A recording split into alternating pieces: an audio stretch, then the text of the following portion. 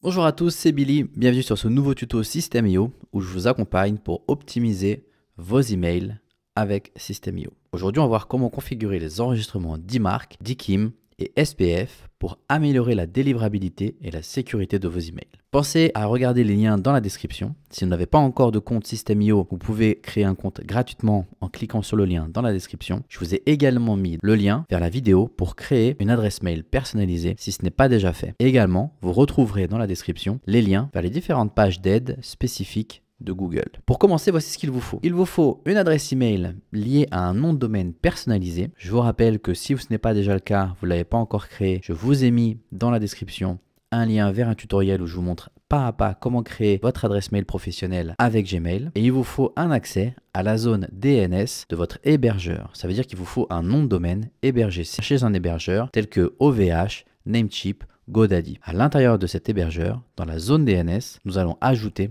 des enregistrements TXT. Si vous ne savez pas comment accéder à vos paramètres DNS, pensez à contacter le support de votre hébergeur. Commençons par configurer l'enregistrement SPF. Vous allez vous rendre sur l'hébergeur de votre nom de domaine. Ici, pour l'exemple, nous allons utiliser Mailchimp. Si votre nom de domaine a uniquement été acheté sur Namecheap, par exemple, vous allez pouvoir aller directement dans les paramètres DNS avancés. Si jamais vous avez également hébergé votre site sur Namecheap, dans ce cas-là, il faudra vous rendre directement dans le cPanel. Je vais vous montrer directement depuis les paramètres avancés de Namecheap. Je vais choisir mon nom de domaine en question. Je vais cliquer sur Manage. Une fois que je suis dans mon nom de domaine, je vais directement aller cliquer sur Paramètres avancés DNS. C'est ici que je vais rentrer les informations nécessaires. Si vous avez créé une adresse email professionnelle en utilisant Gmail, dans ce cas-là, dans la page d'aide de Google, vous allez récupérer en fait la valeur qui nous intéresse à l'intérieur ici. Vous allez uniquement copier-coller cette valeur à l'intérieur des paramètres DNS. Pour ce faire, je vais ici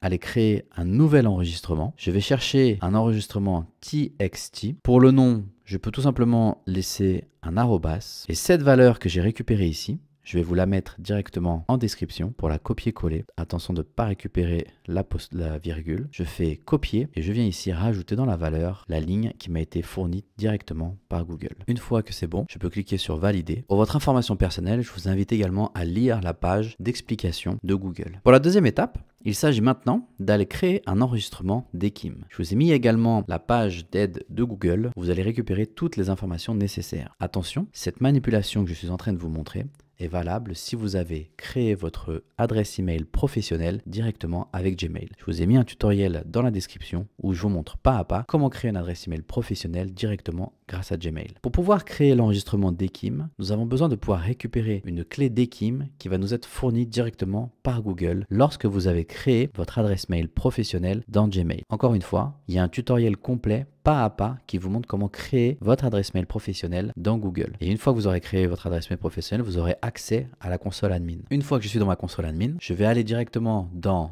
Applications à gauche. Je vais descendre jusqu'à Gmail et je vais cliquer sur Gmail. Ici, dans les catégories à droite, vous pouvez voir que dans Authentification d'email, il y a comment paramétrer le DKIM. Je vais cliquer dessus. Avant toute chose, si vous avez plusieurs noms de domaine enregistrés avec plusieurs adresses mail différentes, dans ce cas-là, je vous invite à bien vérifier que vous êtes sur le bon nom de domaine. Une fois que vous êtes sur le bon nom de domaine, une clé a automatiquement été générée. C'est une suite de chiffres, de lettres et de caractères que vous allez pouvoir copier directement dans l'hébergeur, dans les paramètres DNS de l'hébergeur de votre nom de domaine. Dans ce cas-là, quand je suis sûr que ces valeurs sont bonnes, je vais aller récupérer l'intégralité des données. Je vais cliquer sur commande C pour copier. Je retourne dans les paramètres avancés DNS et je vais créer un nouvel enregistrement. Je m'assure de bien avoir un enregistrement TXT. Dans le nom, je vais mettre un arrobas et dans la valeur, je vais copier la ligne qui m'a été fournie. Une fois que c'est bon, je clique sur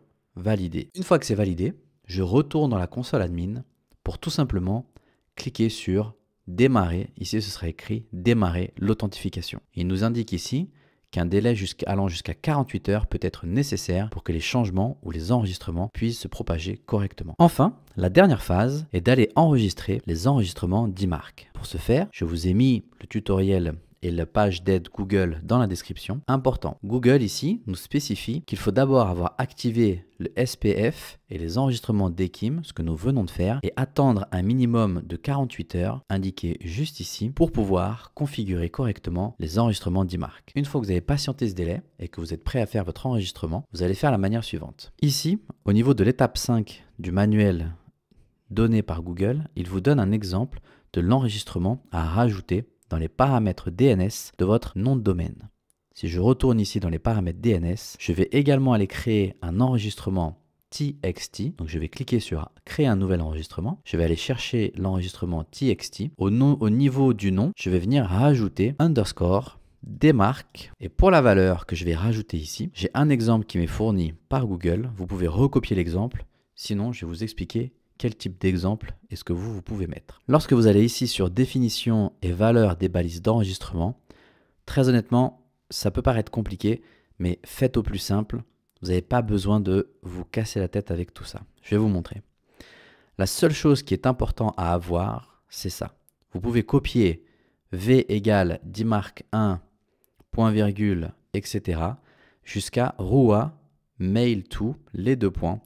Et ici, vous allez renseigner votre adresse mail de destination pour recevoir ces rapports. Ces rapports, si vous souhaitez apprendre à les lire et savoir comment les interpréter, vous pouvez très bien contacter votre nom de domaine, votre hébergeur, ou alors contacter directement le support de System.io qui va vous aider à comprendre, à interpréter les données. Mais ce que vous souhaitez, vous, c'est récupérer cette valeur. Je vais copier cette valeur et je vais aller ici dans mes enregistrements DNS, coller cette valeur. C'est pas fini, attention. À la fin du égal ici, je vais tout simplement rajouter l'adresse mail professionnelle que j'ai enregistrée dans System.io. Attention, l'adresse mail montrée ici sert uniquement d'exemple. Si je veux avoir un peu plus de détails, il m'explique ici à quoi correspondent les différentes lettres et quelles sont les règles que je peux créer. Une fois que c'est fait, vous cliquez tout simplement sur sauvegarder les changements et voilà, vous avez créé vos enregistrements DKIM, SPF et DMark. Une fois vos enregistrements ajoutés, vous pouvez aller sur